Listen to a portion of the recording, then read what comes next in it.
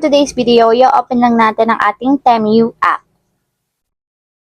And take note guys, make sure na merong funds yung GCash or may laman yung GCash na gagamitin natin para dun tayo kukuha ng pang-payment natin dito sa Temu. So for example guys, is pumili lang tayo dito ng item na gusto nating i-purchase. So halimbawa guys, is dito na lang ako pipili or pwede naman kayo mag-search dito sa search bar.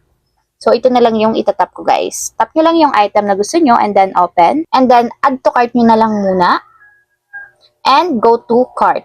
So, ayan guys, dito sa ating cart, kung makikita nyo, hindi tayo makakapag-check out. So, dapat makapag-add to cart tayo ng worth of 280 para ma-check out natin dito sa Temu. So, magdadagdag tayo guys ng item. So, itatap ko lang guys itong 280 minimum checkout. So, pipili lang ako dito guys ng ibang item para ma-check out. So, ito na lang guys, i-add to cart ko to.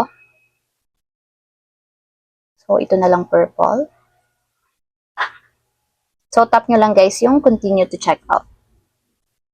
So, ayan guys, kung makikita nyo, meron ako ditong dalawang item. So, worth of 288 pesos. So, pasok tayo sa 280 minimum order dito sa Temu. So, ayan guys, para maipang payment natin dito is GCash. Punta lang kayo dito sa payment method and then itap nyo yung GCash or enable ninyo, katulad nyan. So, dapat guys, nakaganito siya and double check nyo yung mga information katulad ng address ninyo, kung saan i-deliver, yung item, kung ano yung mga item na in-add to cart ninyo, payment method or mode of payment. And then dito guys, makikita nyo yung total item discount, and then yung shipping fee. So, free yung shipping fee natin.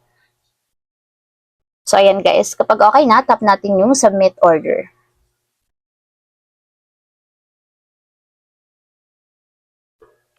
So, magli-link yan guys or mag-auto-direct sa ating application ng GCash. So, dapat guys, yung GCash na gagamitin ninyo is naka-install sa mismong phone na gagamitin natin kung saan tayo mag-check out or mag-order sa Temu. So, ililink lang natin guys yung ating GCash.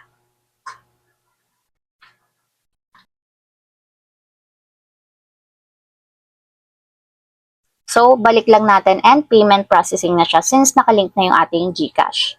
So, ayan guys, ito yung confirmation para sa payment natin sa GCash. So, meron akong balance na 304 and maliles sa ating balance sa GCash is 288 since ito yung amount na pagbabayaran natin sa ating Temu na in order. So, tap lang natin guys yung pay 288 pesos. So, malilas yun guys sa ating GCash and ito na yung ating confirmation receipt o yung ating reference number. So, save nyo lang guys para meron kayong reference. So, tap nyo lang yung done.